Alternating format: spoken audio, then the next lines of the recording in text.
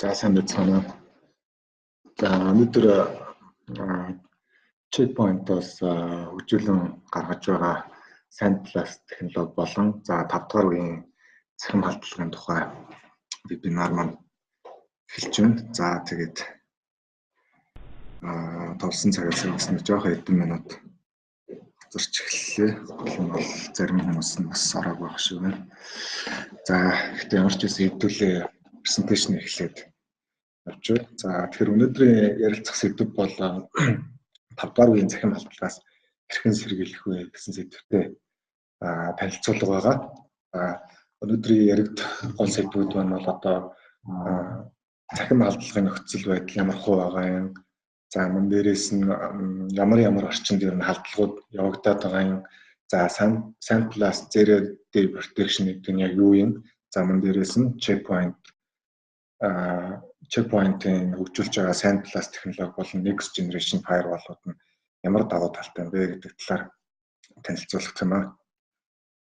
За өнгөрсөн жил бол WannaCry гэдэг ерөнхийдөө ransomware вирус гарсан. За энийг бол бүгд мэдж байгаа. За ердөө л 24 цагийн дотор ихэд 160.300,000 гаруй компьютерт халдаж чадсан юм том халдлага болсон байгаа. За энэ презентацийн дээр харагдаж байгаачлан те Америк, Англи, за Орос, Япон ер нь хаач байсан хамаагүй бүгд одоо халдлаганд хүрсэн байгаа. За мөн дээрээс нь NotPetya гэдэг 17 оны 6 сард гарсан вирус хэд бол ерөнхийдөө Украиныг одоо баг зогсолт хийхэд хүргэсэн те олон улсын нисэх буудал, за цахилгаан эрчим хүчний систем, метроны систем, за мөн шатхуун түгээх станцуудыг бол анилж одоо ингэж халдлага бол явагдсан. За зөвхөн Украинчгүй мөн дээрээс нь Европ, Америк, Аз, за ер нь хаач байсан хамаагүй дэлхийн өнцөг болон бүрт одоо хүрсэн ийм халдлага болсон. За өнгөрсөн 18 оны за дэлхийн эдийн засгийн форум дээр бол ерөнхийдөө цахим халдлага cyber attack бол дэлхийн топ 3 сэдвийн нэг болж одоо орж ирсэн байгаа. Энэ дээр харах юм бол өмнө нь бол дандаа байгалийн гамшиг, за байгалийн одоо он цаюлтын үзэгдлүүд бол орсон бол гуравт нь бол одоо цахим халдлага орж ирсэн байгаа.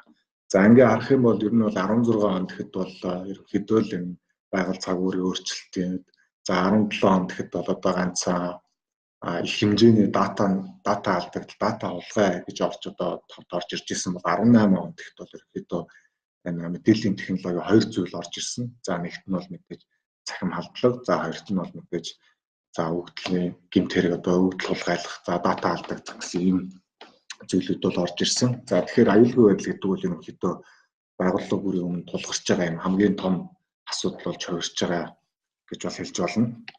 За ерөнхийдөө ингээд 17 он бол ерөнхийдөө цахим халдлагт одоо нэг шинэ үе гарч ирсэн гэж хэлж болно. За үүнийг бол 5 дугаар үеийн халдлага гэж нэрлэдэг байна.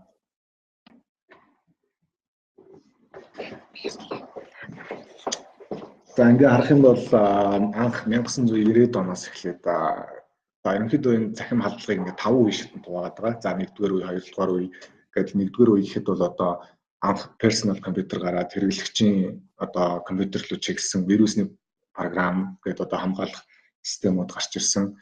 За мөн 2000-ад оны үе ихээс бол ерөнхийдөө интернет хэрэглээ маш ихсэж одоо сүлжээний орчинд одоо firewall гэдэг хамгаалтын төхөөрөмжүүд гарч ирсэн. За 3 дугаар үед бол мэдээж маш олон төрлийн мобайл хэрэглээсэн, за мөн маш олон төрлийн веб аппликейшнууд гарсны үндсэн дээр бол ерөнхийдөө аппликейшн төвшөнд одоо хамгаалт их юм технологиуд гарч ирсэн.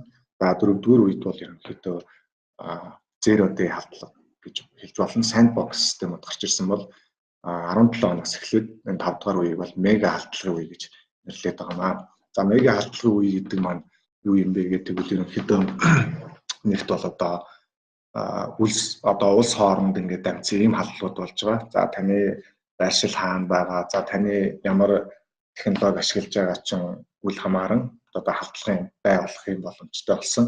За хоёрт бол мэдээж за засгийн газруудаас одоо энэ цахим гэмт хэргийн хэрэгтэй тэмцэх албатай болсон. За мөн дээрээс нь улс хоорондоо нэгнийхээ мэдээллийг хулгайлах ч юм уу тийм ерөнхийдөө энэ цахим халдлагыг бол одоо улсаас одоо хөрөнгөжүүлдэг болсон.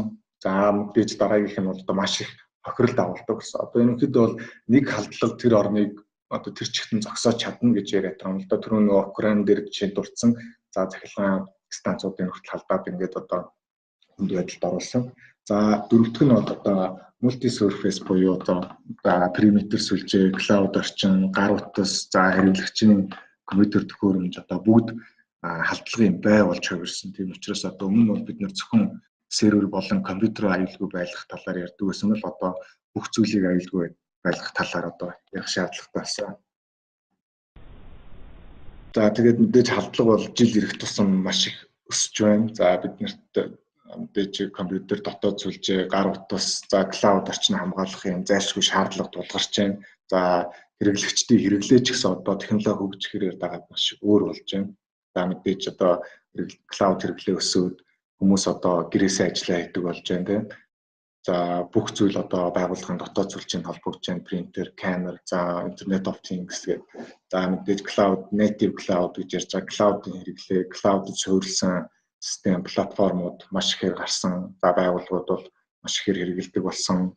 За хамгийн сүүлд нь бол одоо өмнө нь бид нар гар утсыг бол хувийн хэрэглээ гэж хардаг байсан бол гар утас бол аль хэзээ байгууллагын хэрэгцээний нэг хэсэг болсон. За бүгд л одоо байгууллагын имэйлээ утсан дээр тохируулах ч юм уу те.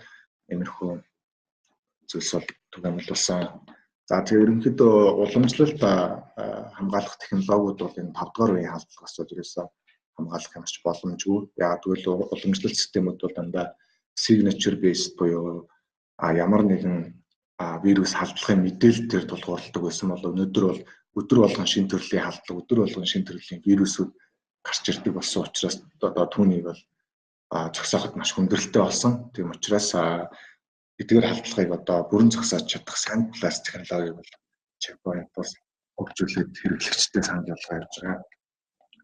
За Checkpoint-ийн SandBlast технологи маань одоо сүлжээний орчинд, за эцсийн хэрэглэгчийн төхөөрөмж, cloud орчинд, гар утсан бүх төрлийн векторуудыг хамарч ажиллах юм боломжтой.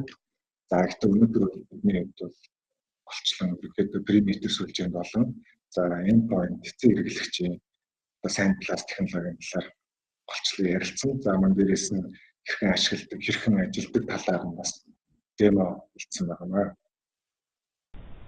За сүлжээний орчинд ажиллах SandBlast технологи нь бол үндсэн 2 модультай байгаа. За нэгт нь бол одоо threat emulation, за хоёр дахь нь бол threat extraction гэсэн хоёр аюулгүй байдлын хэлбэрүүд байгаа. За threat emulation яадаг вэ гэвэл уламжлалт sandbox системийг одоо химлэг ухаантай хослуулсан. Энэ нь яадаг вэ гэвэл одоо тань руу ирж байгаа, танай байгууллагт ирж байгаа ямар нэгэн email, ямар нэгэн одоо вебээс татж байгаа файлыг өөр дээрээ ажилуулад за тухайн файл одоо ажиллахдаа ямар хариу үйлдэл үзүүлж байгаас нь хамаарат тухайн файлыг хортой файл эсвэл хоргүй файл гэж ялгадаг байгаа. За threat extraction гэхэд бол offset хэрэглэн зохицсон. Яг тэгвэл магадгүй тань руу нэг хүн вирустэй файл илгээрлээ гэж тэр дундаас вирусын ялгаад та зөвхөн цэвэр файлаа хүлээж авах гэсэн үг. Энэ нь бол одоо бизнест ямар нэгэн тасалдал үүсэхгүйгээр аюулгүй байдлаа хангаж чадах ийм бүрэн боломжтой болж байна. За threat extraction маань дотроо бас 2 баримттай ажиллана. Clean mode, convert mode. За clean mode гэдэг нь бол ерөнхийдөө offset ч юм уу документ файлуудын одоо вирустэй файлуудын вирусын ялгах за төрөл бүрийн макро скриптүүдийг ялгаад одоо танд одоо ирж байгаа файлыг их хуваар нь хүргэдэг бол convert mode нь тань руу чиглэсэн offset файлыг одоо PDF формат руу хөрвүүлж хүргэдэг байна. За тэгээ энэ бол одоо threat emulation болон threat extraction бол одоо зөвхөн email-тэй бус вебээр одоо вебт ашиглаад одоо ямар нэг файл даунлоод хийх үед бас татаж авах үед бас энэхүү формод ажилладаг байна. За тэгээд мэдээж threat emulation extraction хайлтлагийн хамгийн том давуу тал нь юу вэ гэвэл одоо таны бизнес тасалдал үүсэхгүйгээр өндөр түвшинд одоо аюулгүй байх юм одоо твшилттэй технологи байгаа. За жил болгон NSS Lab компаниас бол ерөнхийдөө next generation аюулгүй байдлын төхөөрөмжүүд дээр бол үнэлгээ гаргадаг. За тэн дээр бол одоо хамгийн өндөр үнэлгээ авч байгаа бүтээгдэхүүнүүд бол Checkpoint-ийн SandBlast технологи бүтээгдэхүүнүүд байгаа. За хамгийн өндөр оноо бол ерөнхийдөө NSS Lab-аас авч чадсан. За хамгийн бага зардал одоо TCO буюу total cost of ownership гэдэг эзэмшигчээс гарах зардал бол бас хамгийн бага болж буурч байгаа. За зөвхөн нэг одоо аюулгүй байдлын төхөөрөмж нь бол одоо 10 гигабитийн throughput гаргах чадaltaй. За энэ дээр одоо чинь NSS lab гэх юм бол одоо хэдэн мянган одоо вирус ч юм уу хэдэн мянган юм халдлагын туршилтууд хийдэг. За үүн дээр бол ерөнхийдөө 100% block rateтэй 0% false positive буюу ямар ч одоо алдаа гаргалгүй тухайн халдлага тухайн вирусүүдээс хамгаалж чадсан байгаа. За тэгээ өнөөдөр энэ 3D emulation, 3D extraction хоёрын бас демо байгаа. За тэгээд 3D emulation болон 3D extraction гэх нь sandblast бүтээгдэхүүнүүд маань бол ерөнхийдөө төвшөлтөд илрүүлэх системтэй. За үйл ажиллагааны үр ашиг хамгийн өндөрт байлгана. За дээрээс нь одоо checkpoint-ос хөгжүүлж байгаа security management server гэж байна. Энэ бол одоо энэ салбартаа тэргүүлэгч юм менежментийн систем. Яг гэвэл одоо та нэг менежментийн firewall-оо удирдах, эцэг хэрэглэгчийн endpoint-уудаа удирдах гэх юм уу, cloud орчинд firewall-оо удирдах. За мөн дээрээс нь маш уяатан байдлаар ашиглаж болно. За cloud дээр дотоод сүлжээндээ, гадаад сүлжээндээ маш олон байдлаар ашиглаж болно. За ерөнхийдөө уламжлалт deployment бол за энэ зураг дээр харагдчихэв. Ерөнхийдөө бол нэг гарцан дээрээ марах юм бол голчлон firewall-оо тавьж ашигладаг. За энэ хөө firewall нь бол одоо cloud sandbox хийх буюу бид нар sandblast технологиг шууд cloud үйлчлэгээр авч болно. За мөн дээрээс нь бид нар өөрсдийн дотоод периметр сүлжээнд ашиглаад local sandboxing хийгээд ашиглаад байх юм боломжтой. За мөн дээрээс нь дэлхийд хамгийн том гэж нэрлэж байгаа хамгийн өргөн сантай Treat Cloud бас энэ хүү бүтээгдэхүүнүүдтэй бас хоршиж ажилладаг. За мэдээж дотоод sandblast төхөөрөмжийг байршуулснаар ямар давуу тал гарах вэ гэвэл нэгдүгээр бол хурдны хувьд бол арай давуу тал гарна. Яг гэвэл одоо ямар нэгэн файлыг бид нэр cloud руу илгээж анализ хийхгүйгээр дотоод сүлжээнд байгаа төхөөрөмжөөгөө маш өндөр хурдаар анализ хийлгэх боломжтой. За үүнээс гадна бид нар HTTPS inspection-ыг болон sandblast төхөөрөмж дээр хийх боломжтой. За мэйл болон веб серверүүдийг бол одоо өндөр түвшинд хамгаалах ийм боломжтой болж байгаа. За мөн дээрээс нь бол томоохон enterprise түвшний байгууллагууд бол одоо зөвхөн нэг sandbox систем биш одоо үүнийг кластерлаад одоо маш олон одоо sandblast төхөөрөмжүүдийг бол одоо нэг юм шиг ажиллах боломжтой. За өмнө нь бол бид нэр зөвхөн сүлжээний тасалдалгүй байдал чухал гэж үздэг гэсэн одоо аюулгүй байдлын тасалдалгүй байдал чухал гэж үзэх болсон.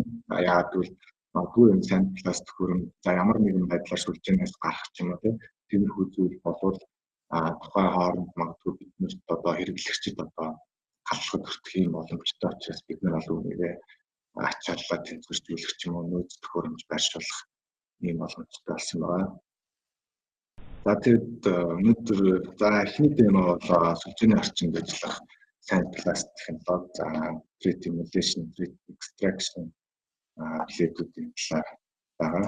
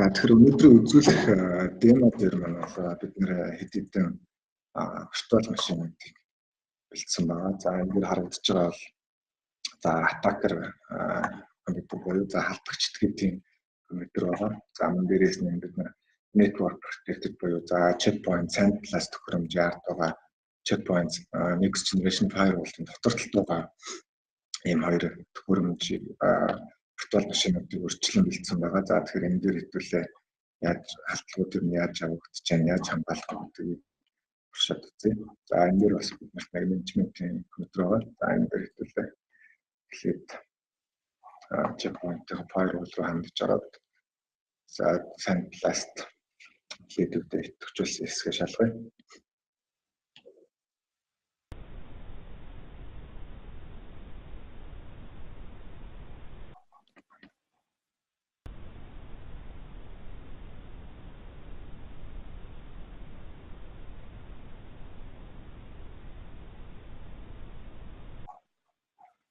За checkpoint firewall-ын бас нэг давуу тал бол энэ access control policy, threat prevention policy хоёрыг бол тусад нь хэрэгжүүлэх боломжтой. За энэ дээр харагдаж байгаачлан за sandblast threat emulation, sandblast threat extraction хэлээдүүд идэвхжсэн байна. За мөн дээрээс нь anti-bot систем идэвхжсэн байна.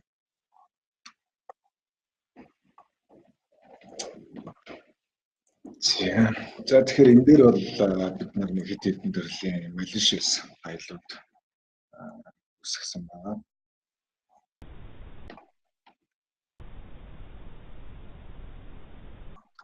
За тэгэхээр бид нэр энэ дээр харагдаж байгаа энэ resume гэсэн Word файлыг за MD5 ашиглах алгоритмын хүрчлээ.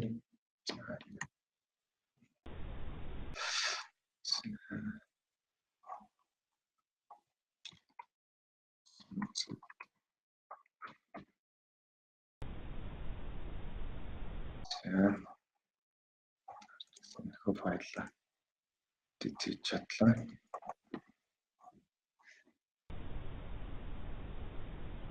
Тэгээд энэ файлд ямарч исэн вирус байна уу юу гэдэг нь төлөө вирус бодлоо шалгах.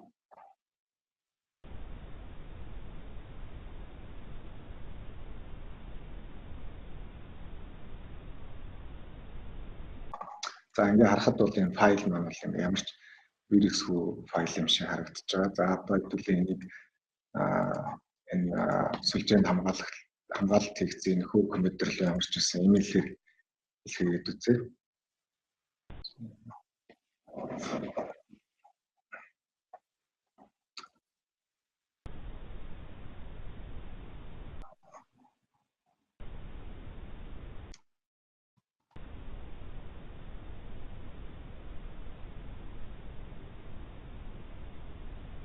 Энэ гарчсан дээр нь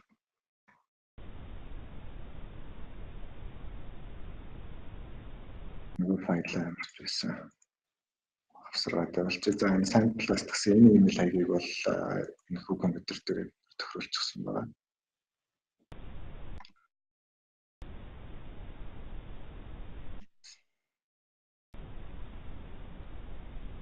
За ингээд тэгээ болчих.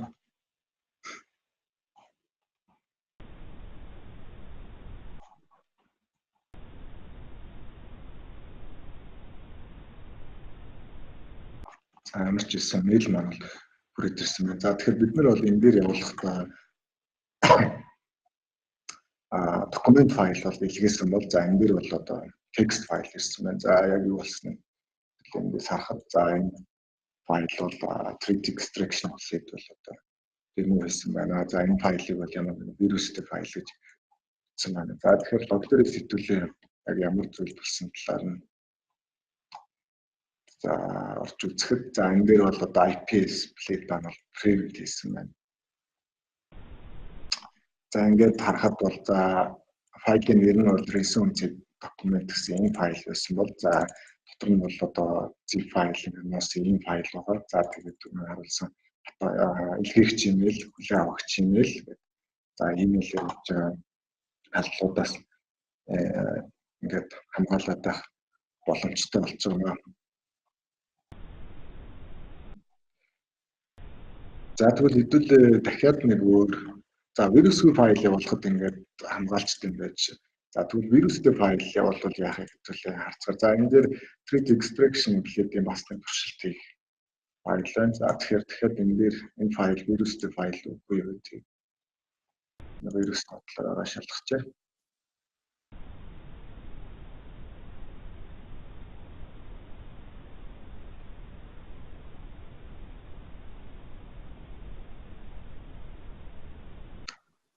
За ингээд харахад бол энэ файлд бол одоо ямар ч байсан вирус бол байна. Trojan төрлийн маш олон вирусын маш олон вендорын антивирусны системүүд бол энэ файлыг бол ямар ч байсан вирустэй гэж илрүүлээд гаргаад ирж байна. За тэгтэл магадгүй манай хүний нөөцрөөр ч юм уу санхүүрөөр ч юм уу энэхүү файлыг хэлбэлээ илгээн гэж үзээ л да.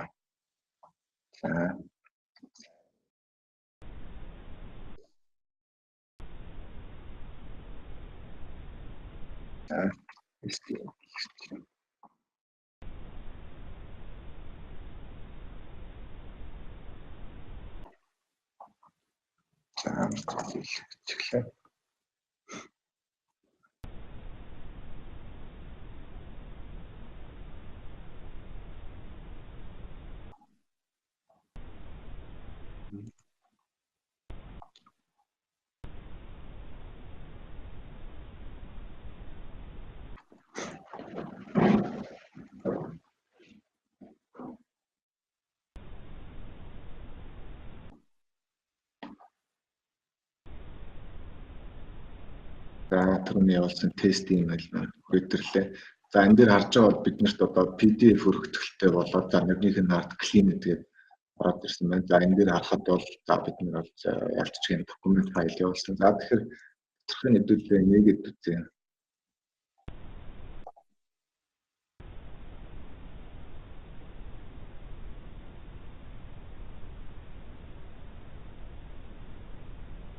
За ингээд харахад бол ямар нэг макро скрипт ч юм уу вирустэй төрлийн ийм файл ямар ч байсан нэгдэж байна. За артлын текстийг харах юм бол ямар ч байсан нэг хүний C байгаа юм шиг байна.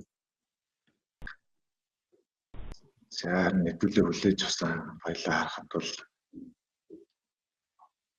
за яг доторх контент нь бол хэвээрээ за тэгсээр нэ вирус нь бол устгаж одоо ирсэн байна. За түрүүн презентацийн үзүүлж байгаа тайлбарлсан. За clean mode, convert mode гэдэг хоёр variant байгаа. За тэгэхээр энэ файл дээр бол convert mode нь ажиллаж за тухайн файлыг бол PDF руу өргүүлж илгээсэн байна. За тэгэхээр одоо энэ лог дээр ямар зүйл орж ирсэн харцгаая.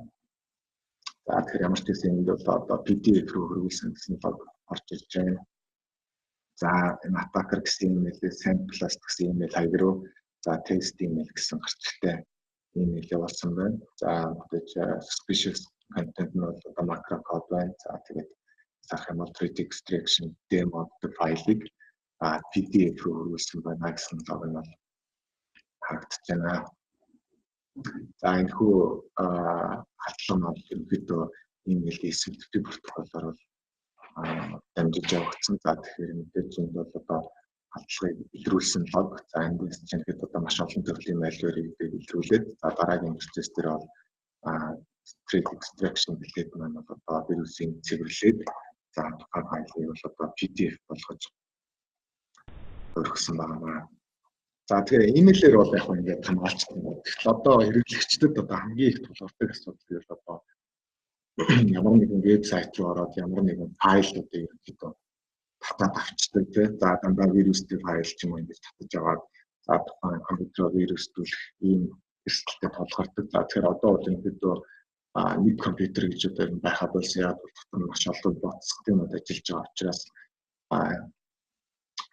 маш олон бот системүүд ажиллаж байгаа учраас одоо тухайн сүлжээ төр чигээ одоо халахад хүртэх юм боломжтой байгаа. За жишээлбэл бид нар энэ дээр бол одоо хардагч гэдэг юм ямар ч хамгаалтгүй компьютераас нэг файл татаж үзье.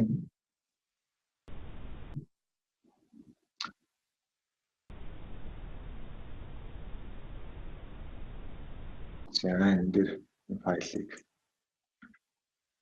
нэг үзье. За бас түрүү нэгтэй ижил энэ файл байна.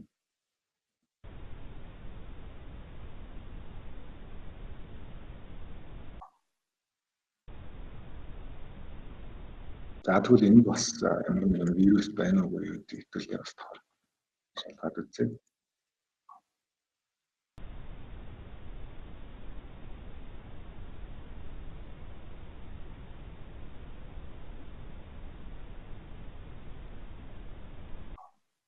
За ямар ч байсан бас нэг вирустэй файл байна. За энгийн хэрэглэгчид бол одоо энэхүү вирустэй файлыг бол ямар ч одоо хараад мэдэх боломж бол бас байхгүй. За тэгвэл хэдүүлээ энэ firewall-ийн ард байгаа компьютераас шууд файл татах гэдэг үзье.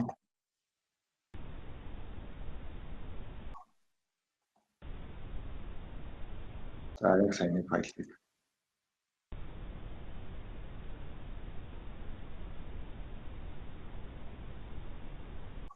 за ингээд харахад бол одоо шууд тухайн файлыг бол татаж авахаас бол сэргийлж байна.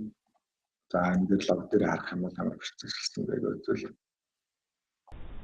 За энэ дээр бас ерөнхийдөө HTTP emulation буюу за вебээр орж ирсэн халдлагыг бол одоо зогсоосон байна. За энэ exploited document файлыг HTTP-гээр emulation хийгээд за энэ файлыг татаж авах гэж зогсоосон байна.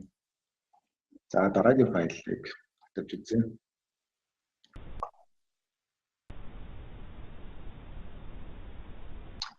За бас нэг вирустэй эсхийн шалгая.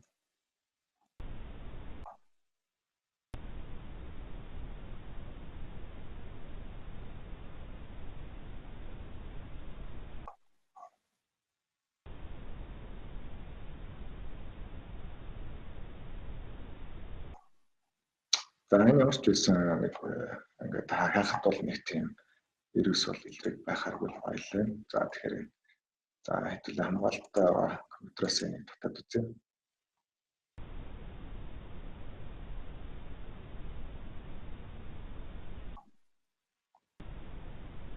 За ингээд танаар энийг харах юм бол за энэ нэрнийхээ ард нь бас дахиад clean гэдэг одоо цэвэрлсэн байгаа. За цэвэрлсэн гэсэн статусыг бол олгоцсон байгаа. За энэ дээр бол зүгээр л одоо John Smith financial report гэж байгаа л энэ дээр clean гэдэг.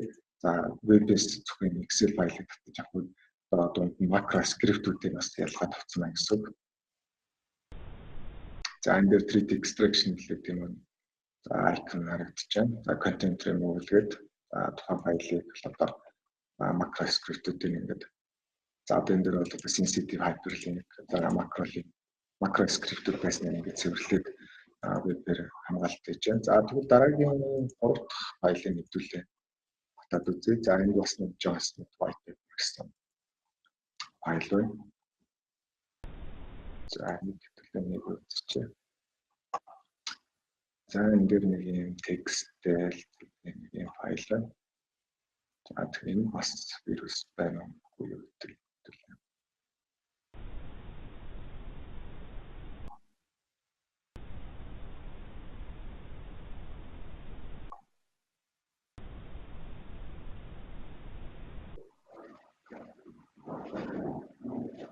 За энд ч бас одоо ерөнхийдөө уламжлалтай антивирусны програмаар шалгахад бол ямар нэгэн вирус үү гэж илэрч байна. За гэхдээ ерөнхийдөө бол эдгээр файлууд бол бүгд macroscript-тэй тийм хартаа файлууд байгаа. За ингээд нөгөө хамгаалалттай компьютерээс бид нэр татахад шууд энэ документ файл нь PDF болж ирсэн байна. За бид нэр бол уг нь бол ямар ч хамгаалтгүй компьютер дээр бид нэр шууд татаж авч чадчихсан бол за энэ дээр бол донд нь одоо гарцын төхөөрөмж маань PDF болгоод бид нэр PDF өргөтгөлөөр нь татаж авах боломжтой болж байгаа юм аа. За ингэснээр ерөнхийдөө яг офисын өдөр тутмын хэрэглээнд явж байгаа email болон хэрэглэгчдийн хандж байгаа вебсайтуудаас одоо бид нэр аюулыг таслан зогсоогоод чадах юм боломжтой болж байгаа гэсэн үг. За тэгэхээр маш хурдан ерөнхийдөө нэг тийм бизнест ямар ч тасал үүсэхгүйгээр ингээд шууд файлуудаа хүлээж авах боломжтой байна. За тэгээд энэ 3D extraction формын за clean mode convert mode хоёр ерөнхийдөө яг яаж ажилт юм бэ гэвэл за мэдээж бид нар үүнийг бол урьдчилан тохируулж болно. Бүгдийн convert хийж одоо PDF болгож авах гэж тохируулж болно. За эсвэл одоо файл дээр анализ хийсэн одоо энэ sandblast систем нь өөрөө бас шийддэг байна. За тэгээд зарим файлууд одоо маш олон төрлийн вирустэй ч юм уу ийм бол бидний тухайн төхөөрөмжийг бас одоо ялгах өндөрлөлтөө шууд PDF болгоод скриптүүдийг болгодог. За зарим тохиолдолд одоо боломжтой бол ерөнхийдөө макро скриптүүдийн ялгаж болох автокодуудын ялгаад ингээд хэрэглэгч рүү илгээдэг байгаа. За гэхдээ ерөнхийдөө best practice нь бол convert юм байгаа. Тэгэхээр ямар нэгэн файл хүлээж авах convert формат чиглэлд юм хамаад илүү аюулгүй чадна гэсэн. Ransomware ч тэр одоо бусад одоо phishing төрлийн вебсайтууд ч тэр ерөнхийдөө их хвчлэн имэйлээр явагддаг болсон байгаа. Тэгэхээр бид нар бол имэйл серверээ маш сайн хамгаалах хэрэгтэй болж байна. За мөн дээрээс нь энгийн хэрэглэгчтэй одоо өдөр тутам одоо ямар нэгэн вебсайт руу зочлоход нь бас бид нар хяналттай энэ боломжтой болж байгаа. За Sandblast технологийн бас нэг бүрэлдэхүүн хэсэг бол одоо эцсийн хэрэглэгчийн компьютер дээр суурилсан энэ Sandblast технологи байгаа. За энэ давуу тал нь юу вэ гэвэл боломжлолт антивирусны систем өөртөө агуулсан. За хурам эхлэх технологи гэдэг нь яг вирус хүч гэсэн одоо түрүүний файлуудыг скан хийхэд ямар ч вирус гарахгүй байгаа мөртлөө яг нэг үед нь одоо ямар нэг үйлдэл гүйцэтгэдэг ч юм уу тийм ийм файлуудыг бас одоо энэ одоо ортой код энэ одоо хавтлагуудаас бүрэн хамгаалж чадна. За бас ялгаагүй вебээс одоо файл татаж авах хамгаална. За хамгийн бас нэг том давуу тал нь бол zero phishing гэж яриад байгаа юм. За phishing хавтлагаас бол урьдчилан сэргийлж хамгаалж чадна. За бас дээрээс нь байгууллагын хандах эрхүүдийн мэдээлэл авахгаас сэргийлнэ. За anti exploit гэдэг юм уу тийм. За ямар нэгэн байдлаар одоо вирусны компьютерийг одоо сүлжээнээс бүрс хадгалах ч юм уу. За дээрээс нь автоматар байнг мэдээлэл цуглуулж яадаг одоо хэрэглэгчийн компьютеруудаас. За мөн dedicated anti-ransomware буюу за anti-ransomware одоо ransomware зориулсан dedicated юм зориулалтын agent технологитой хамгийн том давуу тал болж байгаа. За Sandblast protection endpoint бол 2 гармаар ажиллана. За нэгт нь бол одоо веб браузер зориулсан одоо юм одоо хэрэглэгчийг вебээр аюулгүй ажлаа амжуулахад нь одоо юм плагин байдлаар ажилладаг ийм protection бол дараагийнх нь бол file system дээр ажиллахын protection-ууд хамгаалтууд байгаа. За file system бол ерөнхийдөө ойлгомжтой бидний өмнө ашигладаг байсан энгийн антивирусны програм шиг ямар нэгэн USB flash ч юм уу ямар нэгэн зөвгөрийн төхөөрөмж задлахгүй тухайн зөвгөрийн төхөөрөмж вирустэй байгаа эсхийг шалгах. За мөн дээрээс нь одоо өөрийнхөө компьютер дээр хардн дээр байгаа датануудыг бас тогтмол шалгаад сэжигтэй үйлдэлүүдийг илрүүлээд авах боломжтой гэсэн үг. За endpoint Sandblast намаас одоо сүлжээний Sandblast төхөөрөмжтэй оршиж ажилладаг. За сүлжээнд нь одоо ямар нэгэн Sandblast төхөөрөмж байхгүй бол cloud Sandblast бас файлуудаа илгээгээд за sandbox хийгээд одоо вирустэй файл, хортой файлуудыг таних боломжтой. За sandbox хийхээр эдгээр яадын дээр бол одоо ямар нэгэн файлыг тусгай орчинд ажилуулж нээж үзээд за тэрхүү програм тэрхүү файл маань ямар хариу үйлдэл үзүүлж байгаагаас нь хамаарат арга хэмжээ авдаг байгаа. За энэ дээр харахад за хэрэглэгч ямар нэгэн вирустэй файл ингээд татаж аваад өөрийнхөө компьютер дээр татаад авлаа гэж бодоход тухайн файлыг шууд Sandblast төхөөрөмжөөр үйлдэлгээд за эсвэл cloud гэх юм. За үүнийхээ дараа за хуулбар файлыг буцаагаад хэрэглэгч рүү явуулчихдаг. За мэдээж ингээд хэрэглэгч бол шуурхай ажлаа амжуулах гэдэг нэг файлын хооронд тааруулна. Файлын анализ хийгээд өгдөг байна. За тэгээд runtime анализ буюу ингээд тухайн файл ажиллаж явах үед нь ямар үйлдэл гаргаж байгаа юм бас одоо хэрэглэгчийн компьютер дээр чанар зам cloud орчинд чанах юм боломжтой байгаа. За phishing сайтууд бас давхар хамгаалдаг. За хамгийн их түгээнэл гарч байгаа халдлагууд ерөнхийдөө phishing сайт phishing халдлагууд байгаа. За санхүүгийн хэмжээнүүд ямар нэгэн байдлаар хоёр байгууллага хоорондоо имэйлээр харилцаж явах үед дунд нь одоо халдагчдгээд одоо орж ирээд за яг данс солилцох ч юм уу тэр орчин тэр үед нь бол одоо өөрийнхөө хурамч насыг өгөөд одоо маш их одоо phishing халдлагууд бол байгууллагууд дээр гардаг. За энэ бол зөвхөн Монголд ч юм дээр асуудал. За тэгээд бүгд Sandblast технологийн бүгд бол одоо Thread Cloud-тай хамтарч ажилладаг презентацийн эхэлж байхад бол анх хэлсэн. За Thread Cloud гэдэг нь юу вэ гэдэг үзэх юм бол ерөнхийдөө л энэ янз бүрийн вирус, янз бүрийн вебсайтын домен IP хаягуудын үнэлгээ тогтноос асар том сан байгаа. За энэ дээрээс бол бид нэр тэр тухайн хэрэглэгчийн хандж байгаа сайт нь ерөнхийдөө үнэлгээ тогтоогоод тийм. За энэ бол одоо ямар IP-тэй серверлөө хандж байгаа тийм.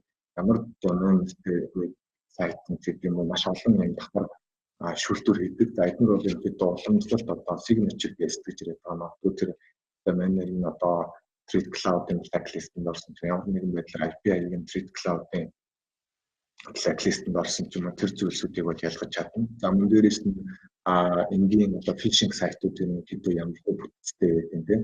За текстүүд одоо текстүүд анализийн, зургууд анализийн энэ зүйлсүүд давхар ажилладаг байгаа. За ямар нэгэн байдлаар бас одоо хэрэглэгчийн нууц үгээ алтхаас урьдчилан сэргийлдэг. За энэ дээр бол мэдээж хортой файл, за ямар нэгэн blacklist-д орсон мэйл, ямар нэгэн blacklist-д орсон доменер ч юм уу энэ зүйлсүүдийг хамгийн эхлээд фильтр хийнэ. За мөн дээрээс нь bot conversion буюу command and control одоо холболтыг таслана. За тухайн файлыг одоо карантинлахаас гадна хэрвээ үнэхээр тэр компьютер вируссан гэж үзэх юм бол тухайн компьютерийг одоо шууд сүлжээнээс салгадаг ийм боломжтой байгаа.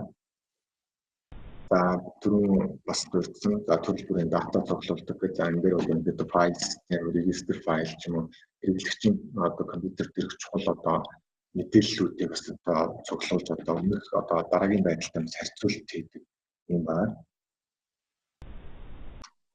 За мэдээж түрүүн бас хэлжсэн энэ хоёрын зөвлөсөн алгоритмын дагуу тухайн файлыг хортой файл, хоргүй файл гэдгийг шийдээд явдаг. За энэ дээрээс нь нэгдсэн хяналт удирдлагын системтэй. За энэ удирдлагын системээс харах юм бол за ерөнхийдөө яг ямар халдлага болсон бэ те ямар зүйл болсон бэ гэдэг талаар бидний мэдээлэл авна.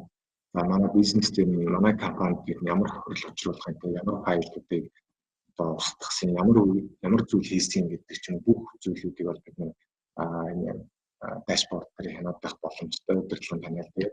За мөн дээрээс нь одоо attack flow буюу за энэ халдлага хаанаас эхлээд хаа үүснэ бэ гэдгийг бас диаграм байдлаар харуулах юм боломжтой байгаа.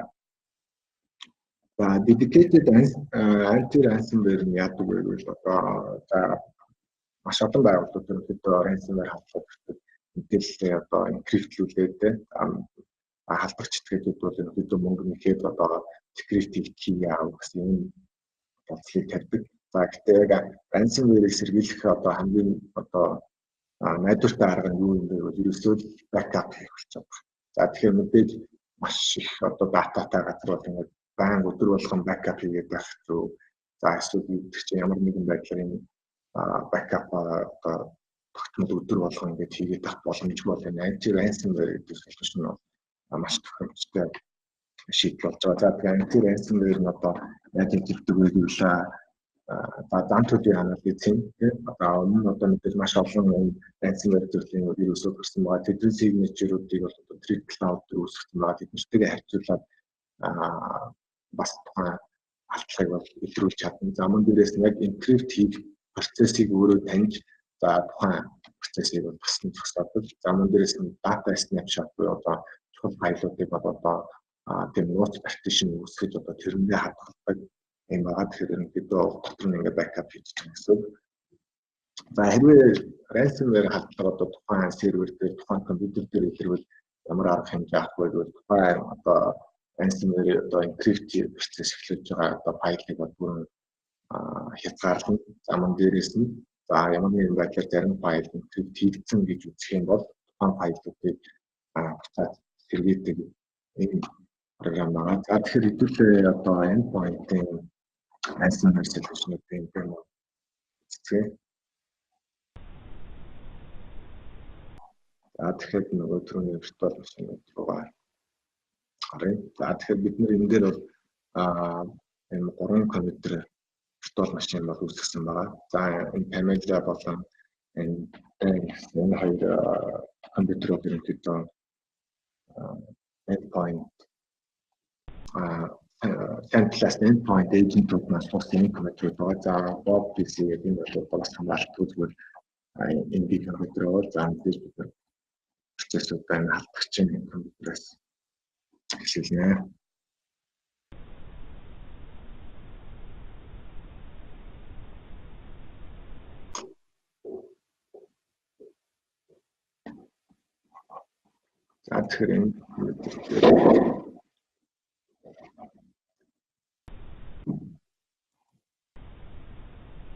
За тэгэхээр энэ хэрэглэгчдэр бол энэ SandBlast agent маань суугаад хамгаалж байгаа. За тэгэхээр хэдүүлээ phishing-ээс юм яг энэ SandBlast agent-ууд яаж хамгаалдаг талаар үзье. За магадгүй танд нэг юм PayPal-аас ч юм уу банкны аккаунтаас ч юм уу имэйл ирсэн гэж бодъё. Ингээд харахад бол яг л PayPal тань имэйлтэй за ингээд дотор нь чухал юм бичсэн те таны дата алдагдчихээн таанууд зүгээс хэлэх шаардлагатай гэдэг юм. Ийм сайт байлаа гэж бодоход бол за ер нь бол энгийн хэрэглэгч энгийн хүмүүс бол ингээд дараад орчих байх те. За тэгээд одоо би PayPal аккаунтаар орохгүй за энэ логин форм дээр хүрсээрээ дарахгүй нэр одоо зero-day phishing юм бол ажиллаж detection гэдэг. За энэ дээр ингээд те энэ хүү сайт бол одоо ямар PayPal-ийн дуурайсан phishing сайт байна гэдэг баг нь харагдана. За мөн дээрээс нь бид нэр энэ форм дээр ямар ч хэрэглэхийн мэдээллүүд оруулах боломжгүй болж байгаа. Тэгэхээр энэ бол ерөнхийдөө маш үр дүнтэй. За магадгүй ингээд нэг хуудас гарсан ч зарим хүн ойлгохгүй за энэ юу гэж юм бол тэгээд яагаад түр энэ дээр хийчих боломжтой. Гэтэ энэс нь бас бүрэн урьдчилан сэргийлэх юм боломжтой байна. Тэгэхээр энд бас нэг дахиад мэйлэрсэн байна тийм ингээд шинэ пассвортаа тохиолдоод. За бид нар бол энэ дээр ямар ч хөдөлгөөс оруулж болно. За энэ дээр одоо anti-phishing систем маань ажиллаж байна. За тэгэхээр энийг бол одоо тийм чухал дата гэж үзэхгүй байна. Яг тэгвэл энэ дээр бол хэрэглэгч хуучин пассвортаа оруулаагүй. За шинээр одоо пассворт за зөвхөн имэйлээ оруулах. Тэгэхээр одоо таны одоо байгаа аккаунт ч одоо байгаа access-тэй алдахгүй гэсэн үгнээс за энэ дээр бол зөвхөн анхааруулга өгөөд хэрэгцээ за манай байдлаар тийм энэ бол одоо secure public access вебсайт байна гэдэг үзэж байна тийм. Энэ болохоор за хэрэглэгч одоо логин хийж орох болгонд энэ сайтуудын логин форм дээр бас энэ checkpoint SandBlast agent маань ингээд ажиллаад байх боломжтой. За бас нэг дараагийн хардлага бол crypto miner гэдэг хардлага байгаа.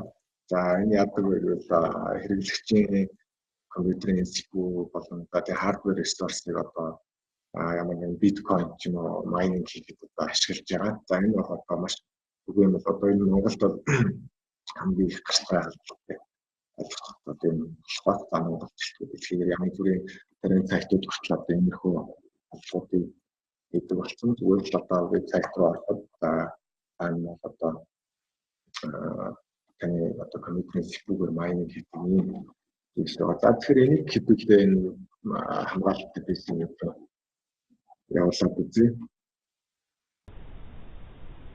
За тэгэхээр энэ дээр бас мэдээж бид нэртэй энэ бэлдсэн файл байгаа. За энэ файл маань одоо ерөнхийдөө нэгэд ажиллах үед за компьютерийн CPU-г ачаалал болж майнинг хийдэг байгаа.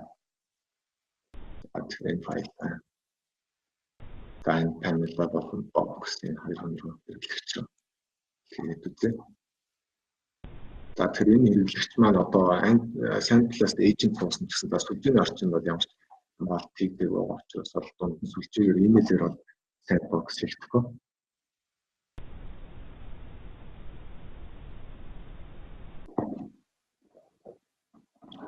За тэгэхээр энэ дээр за SandBlast agent дээр хэрэглэгчдэр маань имэйл нэрчлээ. За энэ дээр бас ямар ч хамгаалтгүй компьютер байгаа.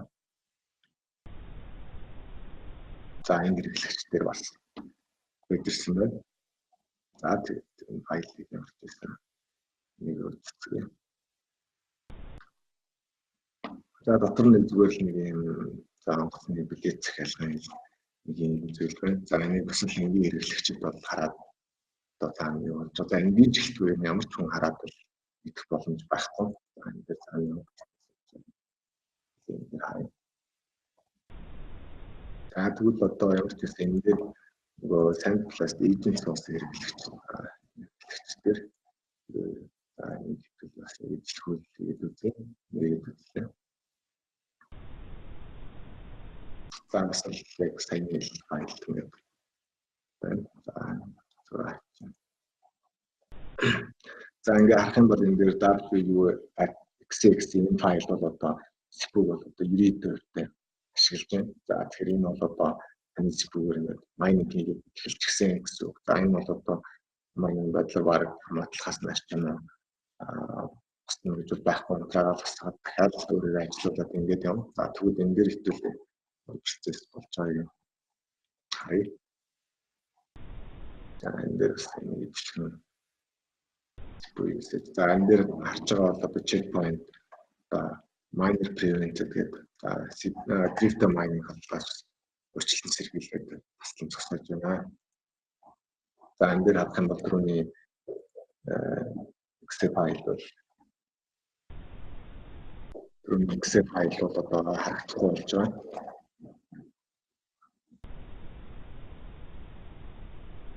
За энэ байна. За тэгэхээр түрүүнд бид нэр anti-ransomware-ийн талаар бол бас ярьсан. За ransomware бол одоо байгууллагын болгоно гэж шиг байна.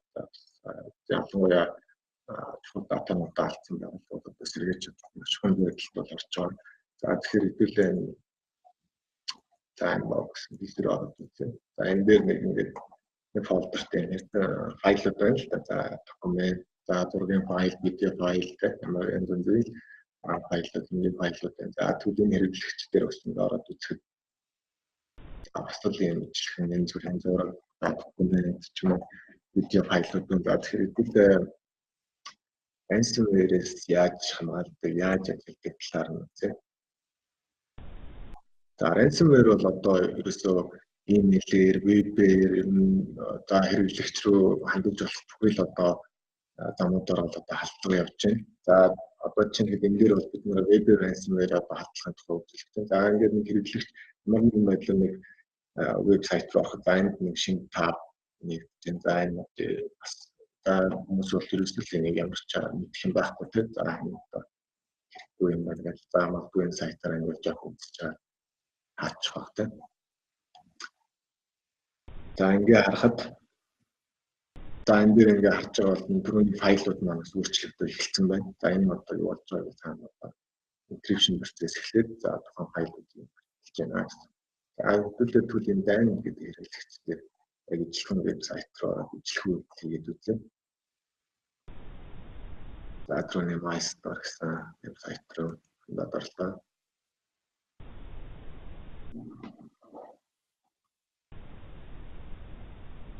За ялгаагүй л нэг шинэ тав нэгдсэн.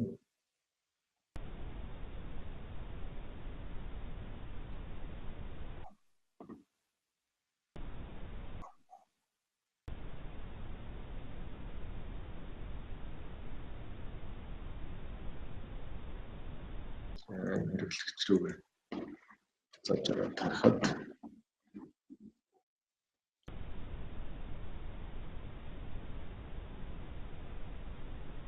за ингээд тэгэхээр түрүүний файлууд нь бас дахиад шал өөр хүртгэлтэй болоо тийм Monacry гэсэн хүртгэлтэй зүгээр юм файлууд болсон байна. За ямар ч одоо хамгаалтгүй сайн талаас хамгаалтгүй хэрэглэгчд бол одоо ингээд зүгээр л нэг вебсайт руу орж явж байхдаа чухал датануудаа энкриптлүүлээд энийг алдах ийм эрсдэлтэй болсон байна.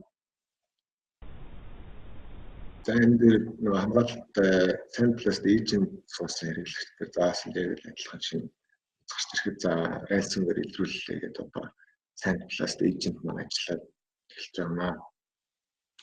За тэгэхээр ерөнхийдөө энэ хүү ransomware процессыг зогсооход бас нэгээс нэг 2 минут бол шаардлагатай байна.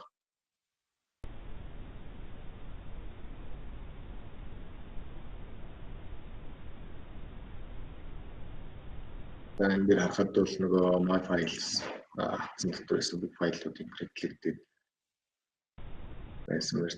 За одоо энэ дээр харахад ингээд яг л ransomware халдлагууд бол ийм зүйл болдог шүү дээ тийм. Crypto coins тэр төлбөр авдаг. За энэ яг л тийм жил процессыг энэ дээр үүсгэсэн. За тэгэхээр энэ дээр бол модерн ransomware бол ажиллаад За энэ жишээнд encryptсэн файлуудыг буцаад decrypt хийж байна. Энэ дээр харж байгаа бол энэ процессуудыг танаас энэ дээр харж байгаа.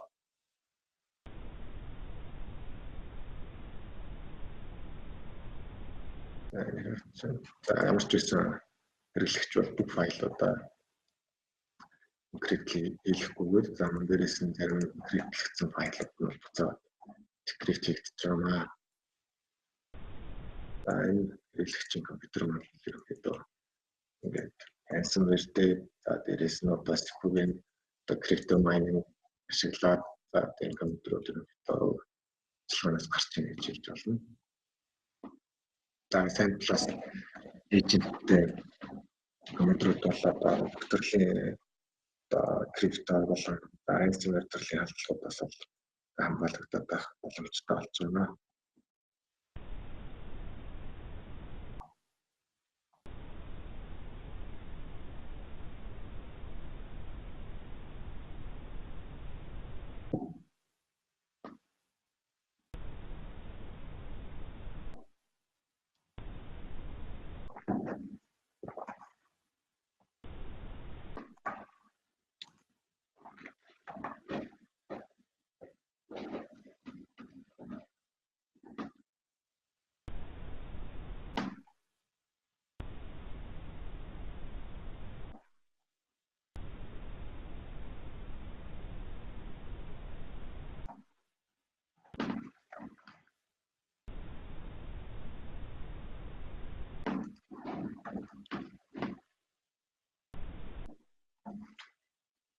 За тэгэхээр орж ирсэн тэр ransomware процессыг дуустал хэвлээ гэдэг харчээ. За файлууд бол лицензийн хэрэглэгдсэн. За дайны PC-гээр за ransomware-ыг одоо хэрхэн зогсоож дуусгах хэлбэл арцгаа. За encryption төрлийн процессыг бас нэлээ шинжтэй байдаг. Тэгвэл тухайн файлыг encrypt хийсэн байгаа. За буцаад decrypt хийдэг бас тийм хурдан процесс биш байх. Тийм болохоор минут гарч ирсэн. За ransomware protection буцаад файлуудаас сэргийж дуустал хүлээгдсэн.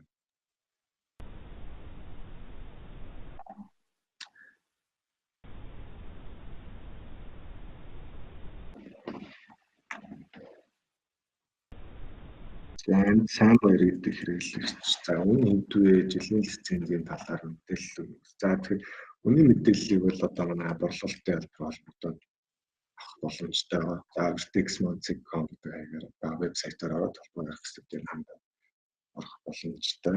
За клиент PC-ний тоноос хамаарах. За сайн пласт эйжентүүдийн хувьд бол лиценз боллоо яг клиентийн тоогоор явагдана. За сүлжээний сайн пласт технологиуд бол ерөнхийдөө за тухайн моделийн тухайн загварын төхөөрөмжөөс хамаарна. За мөн дээрээс нь бас лицензийн сонголтуудаас хамаарах юм байна. За тэгээ асуултууд байвал чатны хэсэгт бас бичиж байх боломжтой.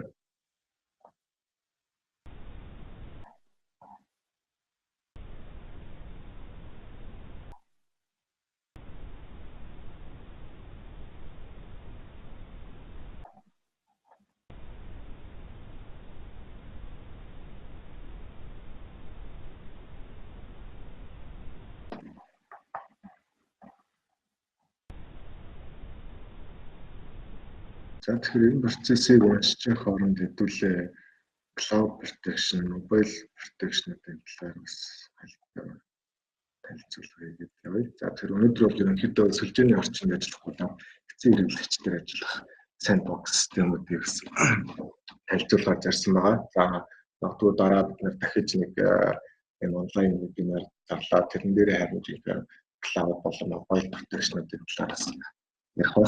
За тэгэхээр cloud хэрэглээ бол мэдээж одоо маш өсөж байгаа тийм. Одоо байгууллага болон баг G Suite, Office 365 хэрэглэдэг болсон. Тэгснээр тэрийг одоо яг яаж хамгаалах вэ гэдэг мэдээж чадахгүй байгаа. Тэгээд бол одоо бүгд л одоо тэр cloud үйлчлэгийг үзүүлж байгаа vendor-тод итгэж яваад байгаа гэсэн. За гэвч одоо public cloud үйлчлэг юм бол одоо тийм өндөр зэрэглэлийн аюулгүй байдлыг бол одоо амжилтгүй. За basic түвшний firewall policy-нуудыг хэрэгжүүлдэг байгаа. За Тэгэхээр бид нар одоо байгууллагад ашиглаж байгаа Office 365, G Suite, Dropbox, YouTube-ийн бусад энэ cloud системээр бид хяналт болоод одоо аюулгүй байдлыг хэрэгжүүлэх юм боломжтой болж байгаа. За энэ презентацийн дээр харагдаж байгаа чинь дээр үеийн хавтгаас сэргийлэн, дата хавтгаас сэргийлэн, документ файлыг хэрэгжүүлж явуулсан. За энэ тухайн файлыг бол одоо shadow IT гэж яриад байгаа тухайн байгууллагын одоо админ хэрэглэгчийн хийж байгаа үйлдэлүүдийг аудитлог байдлаар лог байдлаар хадгалаад байх боломжтой. За зөвхөн software as a service шүү дээ. Public cloud, private cloud үйлчлэхэн зориулсан infrastructure хөлбөрүүд байгаа cloud board-ийн. За энэ нь бол одоо Amazon, Google Cloud, Microsoft Azure, за мөн дээрээс нь private cloud, Cisco, VMware, NSX-тэй ашиглаж ажиллаж болно. За бас нэг гарч ирэх давуу тал нь юу вэ гэвэл одоо хэд хэдэн SandBlast Next Generation Firewall-ыг ашиглаж байлаа гэж бодоход нэг менежментээр удирдах боломжтой. Магадгүй одоо cloud data center дээр бид нэг cloud guard гэсэн SandBlast технологи ашиглаад өөрсдийн perimeter сүлжээнээр бид Next Generation Firewall-тай ажиллаж байгаа гэж бодоход бид заавал хоёр удирдлагын байнал ашиглаад хоёр нуруунд тус нь хангаад үйл хийгээд байх шаардлагагүй. Нэг менежмент рүүгээ хоёулыг нь оруулж ирээд удирдах энэ боломжтой болж байгаа. Тэгээд cloud орчинд ингэж ашиглахын давуу тал нь юу юм бэ гэвэл одоо микросегмент буюу виртуал машин хоорондын холболтыг бол одоо шүүдэг байгаа. За тэгэхээр мэдээ software defined сүлжээтэй бол cloud board-ыг ашиглаад одоо бүр виртуал машин болгоноор нэг хамгаалаад байх боломжтой. За бидний өнөөдрийн ерөнхийдөө байгууллагуудад ашиглаж байгаа технологи бол одоо бүтэн сүлжээгээр нь хамгаалаад байгаа. Cloud board энэ cloud зориулсан шийдлүүдийг ашиглаад бидний виртуал машин төсвөртөөр нь хамгаалаад байх юм боломжтой болж байгаа. Тэгээд cloud төр мэдээж одоо cloud бол өөрөө маш уян хатан байх хэрэгтэй тийм. Cloud үйлчлэл үзүүлж байгаа одоо vendor-ууд гэсэн маш уян хатан сонголтыг өгдөг шиг. За тухайн систем дээр бүрэн зохицуулж ажиллах уян хатан cloud guard гэдэг системийг checkpoint-аас гаргасан байгаа. За энэ бас одоо SandBlast маань бүрэлдэхүүн хэсэг болоод ирж байгаа. За мөн дээрээс нь гар утсан зориулсан үйлдвэр байна. За энэ бол мэдээ төрөл бүрийн гар утсыг чиглэсэн тэгээ Android, iOS үйлдвэрлэлд чиглэсэн халдлагуудыг бүрэн зохисон. За бүгд алдахаас сэргийлэн. За ямар нэгэн blacklist-ийн Truth Cloud-ын blacklist-ийн орсон програмчлалаас өөрчлөлт сэргийлэн. За SMS phishing гэдэг бас мессежээр юм форм эхлэх юм үйл ажиллагаа юм бол тэрийг бас автоматар таньж зогсоодог байгаа. За магадгүй танай ажилчдад байгууллагын одоо зориулалтаар ашигладаг утсан ба одоо jailbreak ч юм уу тийм үтгийгээс өөрчлөлт сэргийлэх юм боломжтой байгаа. За SandBlast-ийн бүх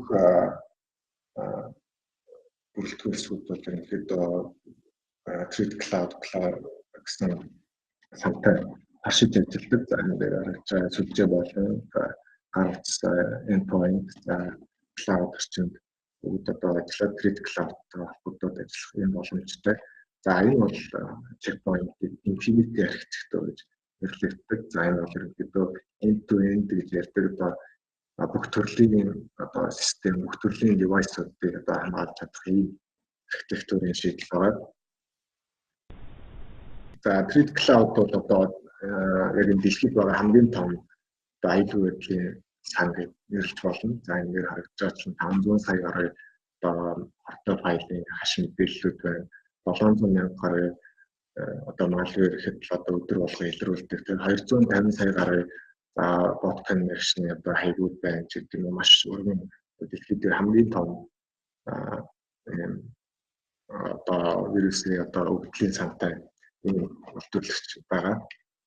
За мөн дээрээс нь zero day халдлагаас сэргийлсэн SandBlast технологиудтай уршиж ажиллана. Truth Cloud маань за нэгдсэн менежмент маань бол одоо энэ дээр харагдаж байгаа. За одоогор бол ерөнхийдөө 80-10 гэдэг системүүдийг бол ашиглаад явж байгаа. Ихтэй саяхан 80 нээлттэй гэсэн бэлээ. Тэгэхээр нэг консалтаас одоо энэ дээр харахад бол маш ингээ ойлгомжтой харагдаж байна тийм. Ямар хэрэглэгч юм, ямар сүлжээний хэсэг тийм, хаашаа интернет рүү юм уу, дотоод сервер юм уу, за ямар аппликейшн, ямар порторын тийм, за тэр бүтээл бүр ямар файл одоо илгээх талаар нь бид нэр policy үүсгэж боломжтой. За түрүү хэлсэн бид нэр public болон private cloud чинь ажиллаж байгаа гэлбэрүүдээ ингээд менежмент хийгээд тухайн гэлбэр болгонд зориулсан policy үүсгэж болно. За нэгдсэн байдлаар репортоо гаргаад авчиж болно. Их нөхцөл давуу талтай. За тэгээд checkpoint бол энэ салбартаа бас тэргүүлэгч vendor-ийн нэг. За маш олон одоо энэ судалгаа үнэлгээ өгдөг байгууллагаас бол хамгийн өндөр үнэлгээг авч чадж байгаа энэ байгууллага.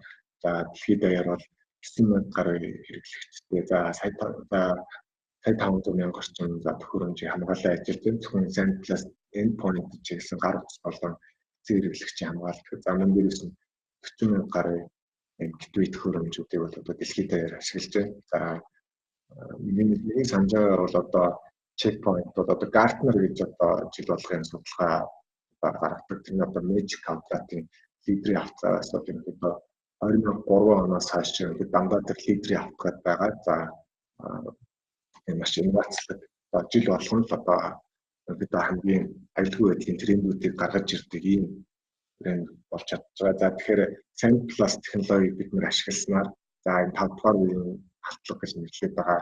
За cloud орчин, perimeter сүлжээ, зэрэглэгчийн компьютер, гар утсыг хамгаалсан энэ халдлагуудаас бүрэн хамгаалах ийм боломжтой болж байгаа. За зөвхөн уламжлалт антивирус ч юм уу тийм халдлагуудаас гадна шинээр гарч байгаа zero day халдлагуудаас бид өдөр тутмаа сэргийлээд байх ийм боломжтой болж байгаа.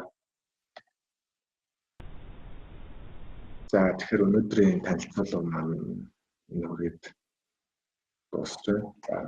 За ямар ч байсан түрүүний альсан байна бол за рестор хийгээд дууссан байна.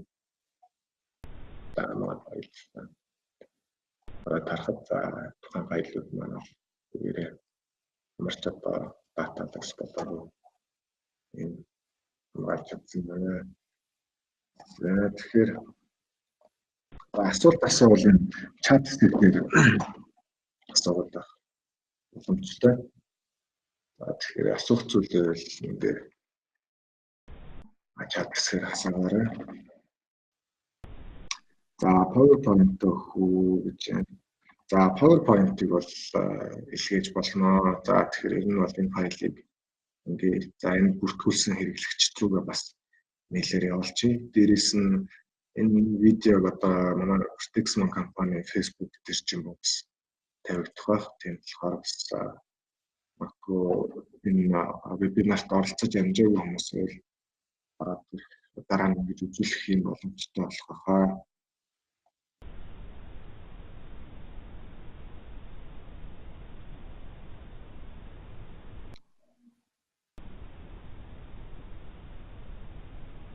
За бүх виртуал машинуудад суулгах ёстой юу?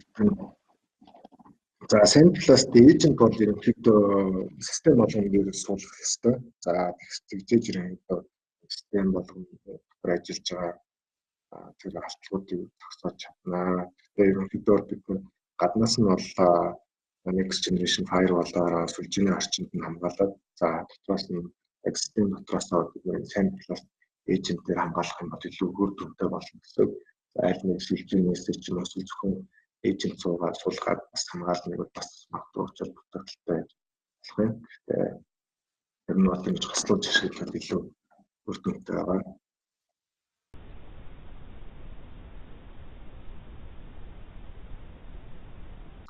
За тусгай орчинд файл шалгахад хэрэг уддаг вэ гэдэг.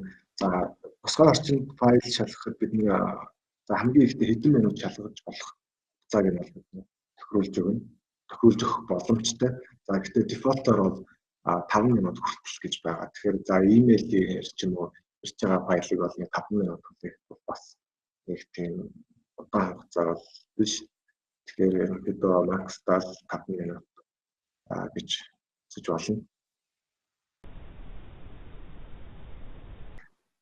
За яг веб файл татчих үед бол бас жоохон утгалах.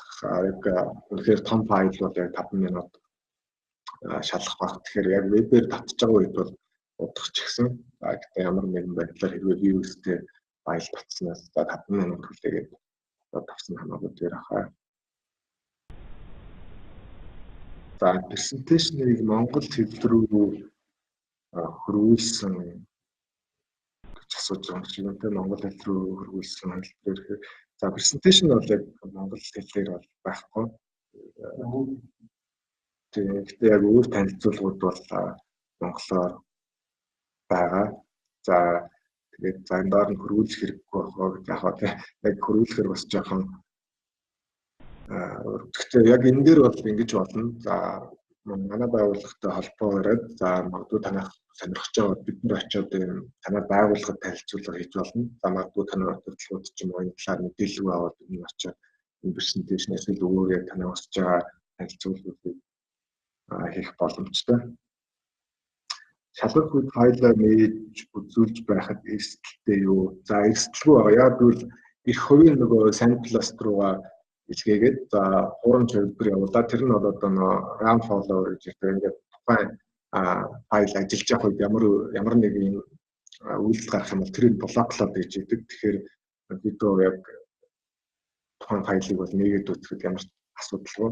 Яг ransomware төрлийн одоо ажилуулаад гэдэг бол бас жоохон эрсдэлтэй гэж болох ч гэсэн энэ ransomware protection ажилласан үед бол бас ямарч эрсдэлгүй болж байгаа.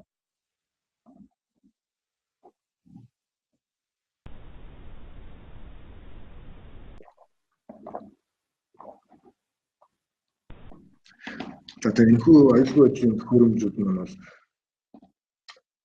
гол хамгаалах нь болно гэж бас энгийн хэрэглэгчд байгаа учраас мэдээж энгийн хэрэглэгчд бол тэр болгон одоо энийг бол энэ вирустэй гэж магадгүй гэдэг орохгүй байх шууд л нээж үзэх байх тийм болохоор энэ бол одоо бас доктор хамгаалж чадсан баг веб адресийг самплаас төлөвлөх боломжтой. За энэ дээр бол fake web address-ийг за энэ бас жоохон хоёр талтай. Яг гэвэл одоо phishing атакууд за магадгүй DNS-тэй холбоотой phishing атакууд бол яг л одоо Facebook.com гэж яг л Facebook.com-оор phishing форум сайтууд дууддаг. Тэгэхээр энгийн хэрэглэгчид бол бас яг танихд жоохон хэцүү гэсэн. За гэхдээ магадгүй сүлжээний орчинд next generation firewall-ыг ашиглаж байгаа үед бол шууд тань. Тэгэхээр ер нь бол сүлжээнд бол заавалчгүй next generation firewall байх хэрэгтэй. Энэ бол одоо phishing вебсайтуудыг ялгаж таних нь боломж байгаа.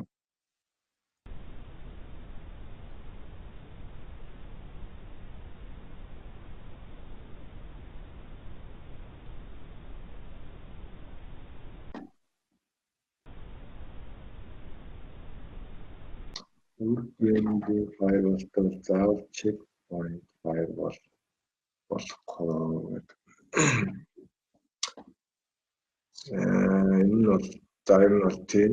За яагаад гэвэл энэ Sandblast бол зөвхөн checkpoint-ийн firewall зориулсан энэ одоо шийдэл байгаа. Тэгэхээр заавал checkpoint-ийн firewall ашиглаж энэ одоо боломжуудыг ашиглана гэсэн үг. За яг эйжентүүдийн хувьд бол ямар ч firewall-тай байсан хэрэглэгчдээрээ суулгаад авах боломжтой. Удирдлага нь харин cloud орчин үү гэж явах гэсэн. Checkpoint signature-ийг ямар брэндүүд ашигладаг вэ? Signature update. За яг тэр мэдээлэл бол байхгүй. Яг бол энэ signature бааз маань бас энэ vendor-т checkpoint маань бас том давуу талыг олгодог. Яг бол одоо бусад өрсөлдөгч vendor-уудаас бараг ингээд энэ тоогоор бол баг хоёр нугалцсан юм том сан байгаа. Тэгэхээр эндээс бол би өөр нэгэн vendor-ууд бол ашигладаг гэж бодохгүй. Харин checkpoint-ийн Threat Cloud бол бас өөр хэд хэдэн vendor-аас бас давхар signature update гэдэг. За дээрээс нь checkpoint-ийн судалгааны админхан байгаа. Харин би тэд нар бас өдөр болгон апдейтуудаа өгөөд явж байгаа.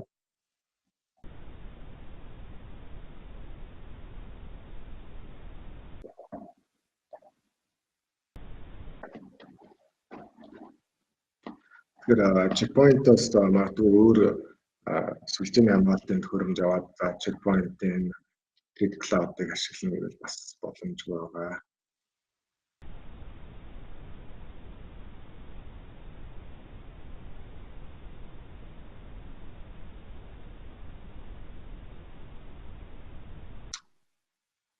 Өөр асуух зүйлээ чатаар чидэж болно. За дээрээс нь та нарын Vertex Monthly.com шууд зураас checkpoint гэх юм байна.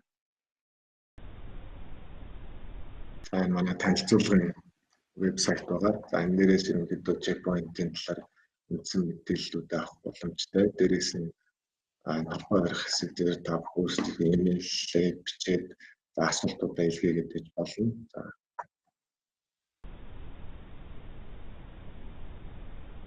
За өөрөөс зөвлөгөө баярлалаа. За тэгэхээр энэ вебинарт маань цагаа гаргаж оролцсон та бүхэнд баярлалаа. За small business заавал next generation сампластын тэр юм хэлэх үү. За checkpoint дээр бол энэ small business төрөлсөн 700 болоод 1400 загварын төхөөрөмжүүд бас байгаа. Тэгэхээр эдгээр бол одоо бүгд одоо лицензтэй, бүгд одоо хөдөлж авах юм төхөөрөмжүүд байгаа. Тэгэхээр заавал том төхөөрөмж шаардлагагүй жижиг бүм байгууллагад зориулсан шийдлүүдийг аваад ашиглах боломжтой. За төхөөрөмжийн сонголтын хувьд бол одоо маш уяатан байгаа. За жижиг байгууллагад зориулсан 700, 1400, за ингээд 3000 загвар, 5000 загвар, 15000, 24000 цаашаа бүр scalable системээр одоо chassis системтэй chassis имплээд төхөөрөмжүүд хүртэл байгаа. За small business ч гэсэн бүх фичерүүд нь байгаа. За яг л сүлжээн дээр одоо ажиллах бүх фичерүүдээ аваад иж болно. За яг гол зөрүү нь бол хардвер жоохон зөрүү гарч байгаа.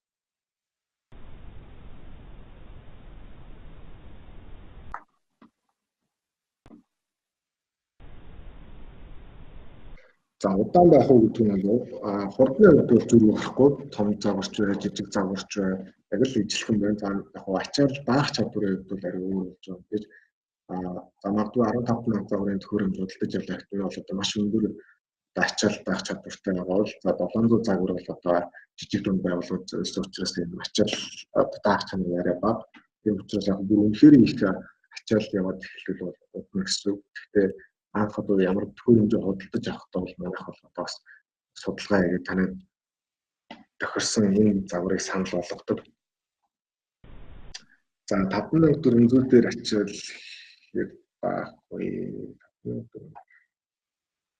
За ачаал бол энэ next generation firewall маань дотроо ингээд маш олон ийм security feature-ыг явуулж байгаа. Тэр firewall, IPsec VPN, remote access, IPS, application control, anti-bot, antivirus гэх юм иймэрхүү маш олон хамгаалтын фичерүүд ажиллаж байгаа. За энэ дээр бол яг ачаал яаж даах вэ гэдэг нь нэгдүгээр танай хэрэглэгчийн тоол, одоо танай хэрэглэгчийн хэрэглээ шууд хамаатай. Магадгүй танай 20 үнэтэй ч гэсэн 20 мега хэрэглэдэг гэж болоход бас нэг өөр байгууллага 200 үнэтэй 20 мега ч юм ингэж ашиглах боломжтой болохоор хэд яг сүлжээний урсгал хамгийн гол нөлөөтэй байгаа. Замын дээрээс нь хэрэглэгчдийн хэрэглээ те ямар сайт руу орж байгаа. Үнэхээр одоо таны хэрэглэгчд одоо янз бүрийн вирустэй ч юм уу те ямар нэгэн тийм сайтууд руу их ороод ивэл security feature-үүд юм бол юм ингээд байнгын ажиллаад байна гэсэн. Тэр чинийг бас ачаал нэгдэн. Тэгэхээр анх худалдаж авахдаа ерөнхийдөө appliance sizing гэдэг байна. Яг таны хэрэглэгчдэд ямар төхөөрөмж тохирох вэ гэдгийг л одоо сонгоод анхнаасаа ер нь бас сайн тооцоолж авсан гэдэг байх.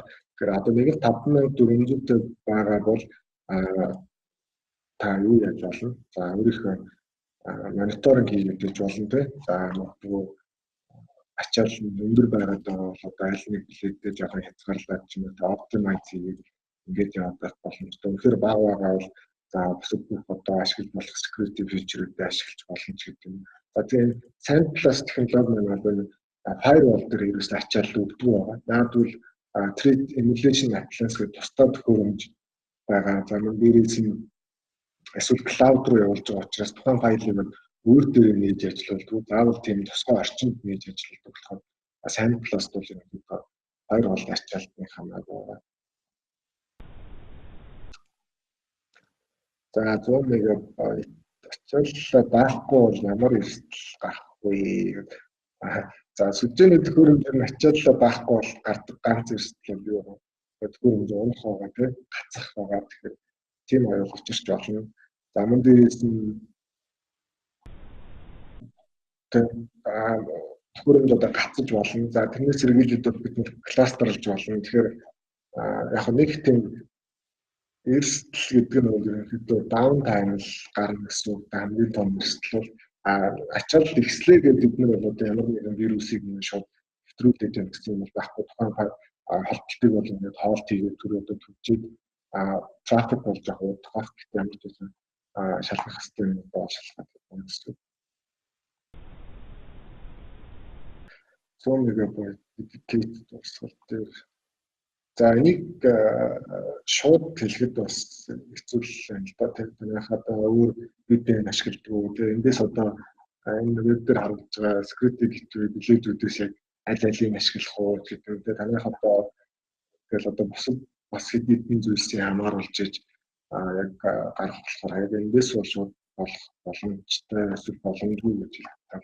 Хэцүү. За тэгэхээр бид нэр энийг бол тийм асаа програмын аргаас бодож тооцоолж гаргадаг болохоор за энэ төхөөрөмж за партнер өдрөнд төхөөрөмжөөр сонирхож байгаа бол холбогдоод энэ сайзинг хийх боломжтой.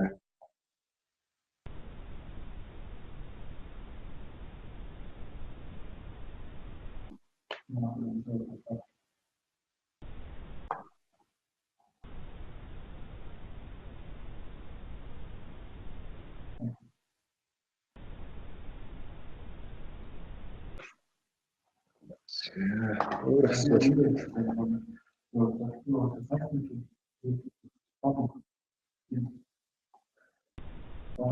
Next generation firewall авсны дараа хэдэн жил болоод шинжлэх ёстой.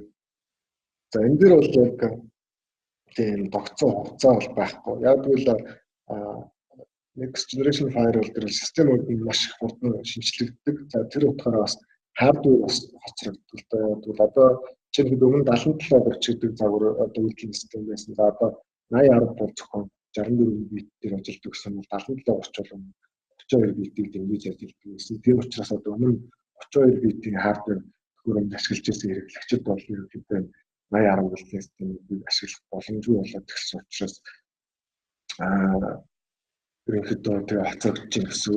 За гэхдээ ерөнхийдөө бол энэ signature-ууд бол ядгаараа явагдаад байж байгаа гэсэн үг. За одоо таны антивирус нот ч юм уу апдейт хийгээд IPS ч юм уу signature апдейт хийгээд болно. За тэгээд лиценз сунгаад яваад байхад бол одоо ямар нэгэн байдлаар төхөөрөмж бол одоо мэдэрч одоо гэмтэх ч юм уу те. За тэгэхээр за гинэ бодоход эд ангиуд гэмтлээ гэж бодоход бол одоо checkpoint компаниас тухайн эд ангийг бол өвөн төлбөрөөр сольж өгдөг. За манайхаар дамжуулаад тэр одоо шатны эд ангийг одоо манай инженерүүд сольж үйлчилдэг. За бүр тухайн төхөөрөмж өөрөө ингээд ямар ч асах боломжгүй бол хэрэг баталгаа тогтсон байх юм шууд солиод өгдөг. Тийм учраас бас заавал нэг тийм тогтсон хугацаа бол байхгүй. Тэгээд checkpoint-ийн бүтээгдэхүүнүүдийг сонирхож байгаа бол ингээд санал асуулга төглөөд явж болно. За ингээд security гэдэг. За энэ дээр одоо хичнээн ажилтнтай ямар ордны интернет ашигладаг, за хэдэн салбартай, за хэдэн VPN гэдэг юм уу те. Энэ бүх асуултуудыг бүглөөд энэ дээр үзүүлээд бид нар түрүү ярьсан appliance сайзангаа хийдэг байгаа. За магадгүй олон салбартай байгууллага бол одоо төв дээр менежмент системээр тавиад за бусад бүх салбарууд дээр ижил полисиг одоо үйлчлүүлээд ч ингээд яваад байх бас боломжтой. Менежментийн хувьд бас хамгийн том давуу тал гарч байгаа.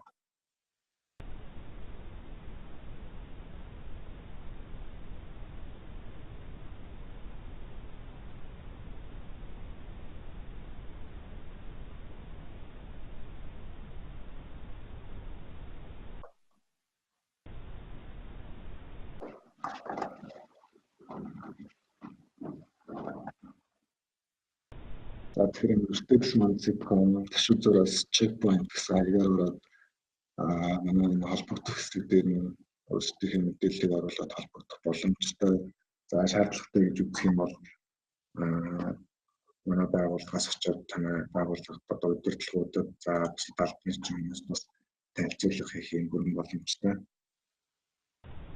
За туршиж үзэхээр бол захиал өгөхгүй. За тэгмээ туршиж үзэхээр бол энэ дээр энэ асуулгыг орж бүтлэх хэрэгтэй байгаа. За тэгэхээр яг бид туршилтын хугацаанд бас аль болох тохиох одоо ачааллыг чинь даах юм төхөөрөмжүүдийг орчуулахыг зорддог. Тийм болохоор энэ санал асуулгыг бүглэн. За тэгэхээр туршиж үзэх сонирхолтой бол энэ text second ашиг зураас check point гэсэн хаягаар аваад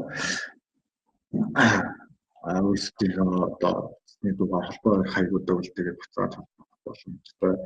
Failover дэмжих, failover дэмжнэ, cluster болон failover баримтыг бүрэн дэмжинэ.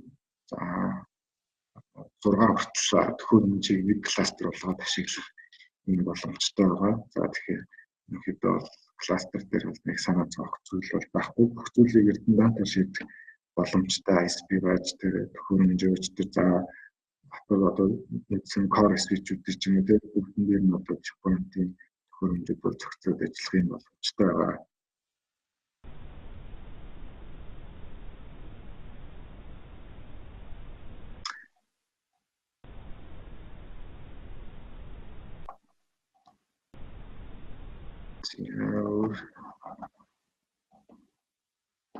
За тэгэхээр баярлалаа. За тэгэхээр өнөөдөр цаг агаараад нөхөө манай вебинарт оролцсон та бүхэнд баярлалаа. Тэгэхээр өнөөдрийн энэ вебинарыг ингээд дуусгая. За асууж тодруулах хариу зүйлээ text second гэсэн вебсайтаар ороод бодох боломжтой. За та бүхэн нөхөө сонирхож байгаа бол энэ дээр өөрсдийнхөө мэдээллүүдийг ороод бодоорой. За энэ доор бас ингээд одоо sales email за гэсэн хаягууд бас байгаа. За тэгээд энэ вебинар бас ингээд цаашдаа бас хийгдээд явах. Тэгэхээр өнөөдөр бол хэлний сэдв юм болоо сайн пласт технологи болоо магадгүй дараа бид нэр cloud ч юм уу mobile ч юм эсвэл шинэч чанар хавьлын систем ч юм тиймэрхүү бүтээгдэхүүнүүд танилцуулах. За баярлалаа.